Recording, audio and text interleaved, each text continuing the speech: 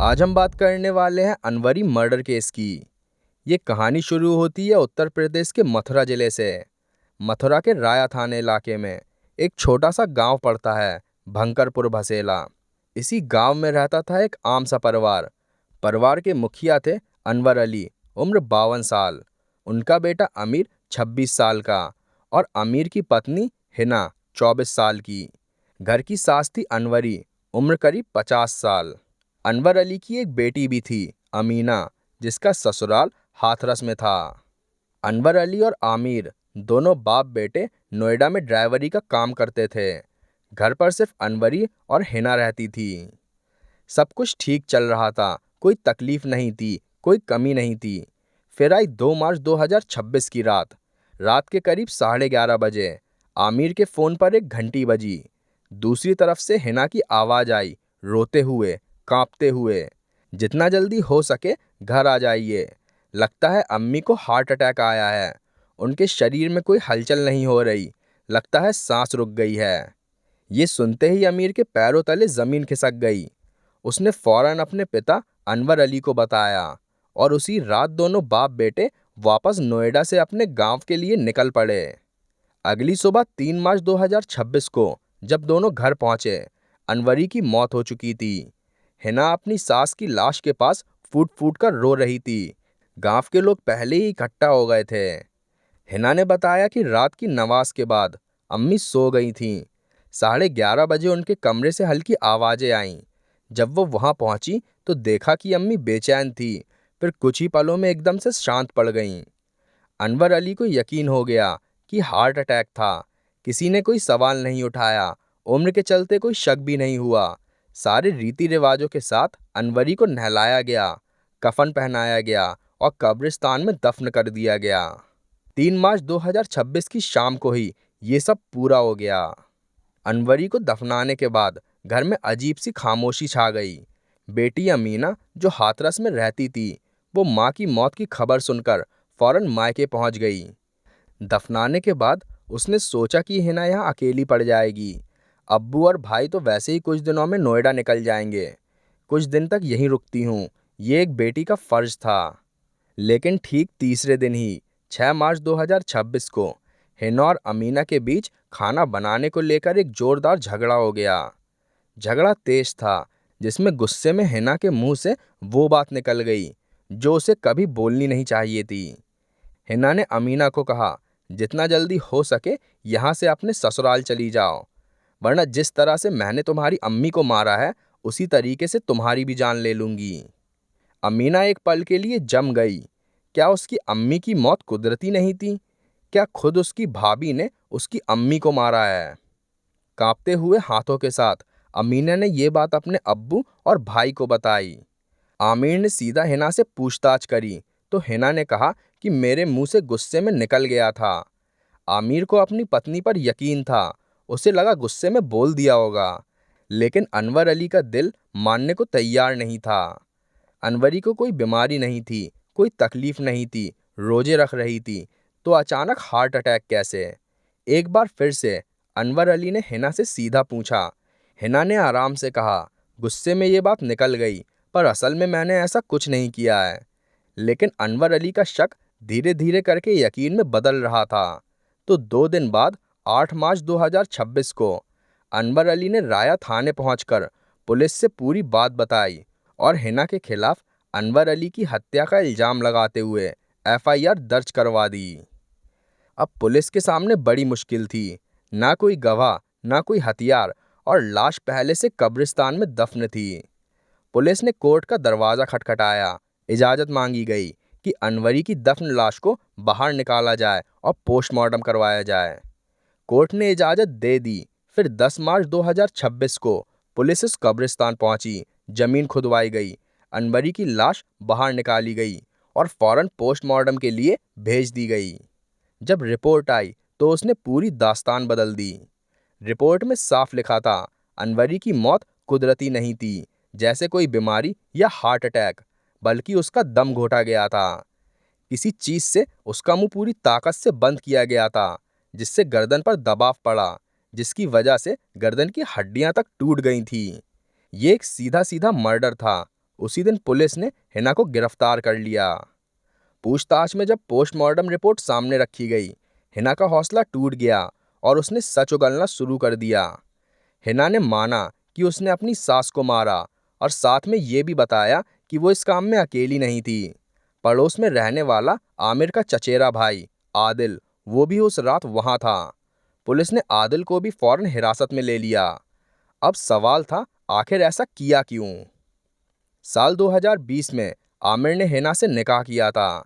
निकाह के बाद कुछ साल बहुत अच्छे गुजरे, लेकिन धीरे धीरे मुश्किल आई। आदिल नोएडा में ड्राइवरी का काम करने लगा। हिना को घर पर अपनी सास के साथ अकेले रहना पड़ता था। आमिर को जब भी छुट्टी मिलती, वो घर आता, कुछ दिन रहता और चला जाता। हिना अपने पति की कमी महसूस करती थी। उसकी शारीरिक जरूरतें पूरी नहीं हो पा रही थीं, जिसके चलते वो खुद को उंगली से सुखी करने लगी। इसी बीच पड़ोस में रहने वाले आदिल से उसकी मुलाकात हुई। वो आमिर का चचेरा भाई था और उसकी उम्र 19 साल थी। वो अक्सर आमिर के घर आता जाता था। घर में जब भी कोई जरूरत होती, अनवरी या फिर हिना उसे ही बुला लेती थी। रिश्ते में तो वो हिना का छोटा देवर लगता था, तो उसके आने जाने पर कोई रोक भी नहीं थी। वक्त के साथ हिना की नज़र आदिल पर टिकने लगी। एक अकेली औरत, अधूरी शारीरिक जरूरतें, पति का इंतजार और एक जवान लड़का। हिना ने धीरे धीरे करके आदिल को इशारे किए। आदिल भी खुद को रोक नहीं पाया। दोनों के बीच में नंबर्स एक्सचेंज हुए, जिसके बाद पहली ही बात में हिना ने अपने ऊपरी नाजुक अंगों की तस्वीरें उसे भेज दी और उससे भेजते हुए पूछा, क्या इन्हें चूसना चाहते हो? मर्यादाओं को याद रखते हुए आदिल ने मना किया। भैया को पता चल जाएगा, इस बात को कहा। लेकिन हिना ने उसे अपनी मजबूरी बताई। कहा कि वो असंतुष्ट है। खुद के निचले निजी अंग में उंगली या दूसरी चीजों से खुद को सुखी करती है। उसके भैया को वो कुछ नहीं पता चलने देगी। जिसके बाद दोनों के बीच में शारीरिक संबंध बनना शुरू हो गए। घटना के करीब 2 साल पहले दोनों के बीच में अफेयर शुरू हो गया था। दोनों ने मुलाकात का वक्त रात का रखा, जब अनवरी सोने चली जाती थी। तब हिना आदिल को चुपके से बुला लेती थी, जिसके बाद दोनों सारी रात पूरे जोश से शारीरिक संबंध बनाते थे। आधी रात तक जब हिना आदिल को पूरा निचोड़ लेती थी, तब हिना उसके थके हुए निचले अंग को मुंह से सहलाते हुए उसे सुला देती थी और खुद भी संतुष्ट होकर सो जाती थी। अगले दिन दोनों भोर भय का अलार्म लगाकर जल्द उठ जाते थे और फिर हिना आदिल को जल्दी जल्दी कपड़े पहनाते हुए उसे घर भेज देती थी। ये सिलसिला काफी वक्त तक चलता रहा। न आमिर को कुछ पता चला, न अनवर अली को, और न ही आदिल के घर वालों को। अब आई 2 मार्च 2026 की रात, जब मार्च में रमजान का महीना चल रहा था। खाने के बाद अनवरी ने हिना से कहा, सुबह 4 बजे जगा देना, सेवइयां भी बनानी हैं, और अपने कमरे में सो गई। जैसे ही अनवरी गहरी नींद में गई, हिना ने हर बार की ही तरह आदिल को बुला लिया। रात के 10:30 बजे आदिल हिना के कमरे में था। तभी अनवरी की बाथरूम जाने के लिए आंख खुल गई। बाथरूम का रास्ता हिना के कमरे के सामने से ही था, तो अनवरी वहीं से निकल रही थी। तभी उसने सुना कि हिना के कमरे से अलग अलग तरह की आवाजें आ रही थीं। बिस्तर चरमराने की, गहरी सांसों की, आहों की, थप्पड़ की, सुख से करहाने की और हिना के और जोर लगाने को बोलने की। ये सब सुनकर अनवरी के होश उड़ गए। उसकी नींद टूट गई। वो गुस्से में सीधा बहू के कमरे में पहुंच गई और अपनी आंखों के सामने का नजारा देखकर उसके तन बदन में आग लग गई। अंदर आदिल और हिना बिल्कुल नग्न अवस्था में थे। दोनों पसीने में लथपथ थे।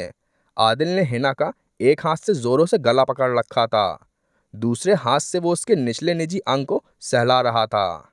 इसी के साथ आदिल अपने निचले निजी अंग से हिना को सुखी कर रहा था और अपने मुंह से उसके ऊपरी नाजुक अंगों को काट रहा था, जिसमें हिना भी उसे और जोर लगाने को और जोरों से काटने को बोल रही थी। अनवरी ने रमजान के पाक महीने में अपनी बहू और उसके बेटे के छोटे कजिन भाई को उसके साथ आपत्तिजनक अवस्था में देखा, जिसके चलते उसे बेहद गुस्सा आया और अनवरी ने हिना को चिल्लाते हुए कहा, ये तूने क्या किया? इस पाक महीने में भी शर्म नहीं आई? मैं ये सब तेरे पति और अपने पति को बता दूंगी। पूरे गांव को पता चलेगा तेरी करतूतों का। ये सुनकर ही हिना और आदिल के होश उड़ गए। अगर अनवरी ने ये सब बता दिया तो हिना की शादी टूट जाएगी, गांव में बदनामी होगी। दोनों के दिमाग में एक ही बात थी, अनवरी का मुंह हमेशा के लिए बंद करना होगा। दोनों ने मिलकर जबरदस्ती अनवरी को अपने कमरे में घसीट लिया, बेड पर पटका।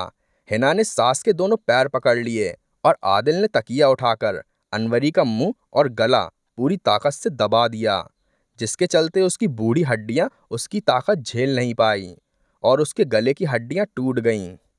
अनवरी ने छूटने की बहुत कोशिश की, लेकिन कुछ नहीं हो सका और कुछ ही पलों में उसकी सांस रुक गई। अनवरी की मृत्यु के तुरंत बाद ही हिना ने फौरन आदिल को भगाया। आधे घंटे बाद आमिर को फ़ोन किया।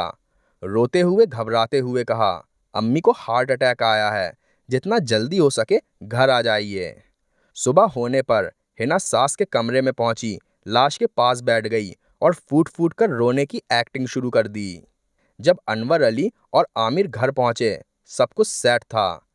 किसी ने हॉस्पिटल में नहीं दिखाया, किसी ने जांच नहीं कराई, किसी को उम्र की वजह से शक तक नहीं हुआ। सबने माना कि हार्ट अटैक ही था और अनवरी को दफन भी कर दिया गया।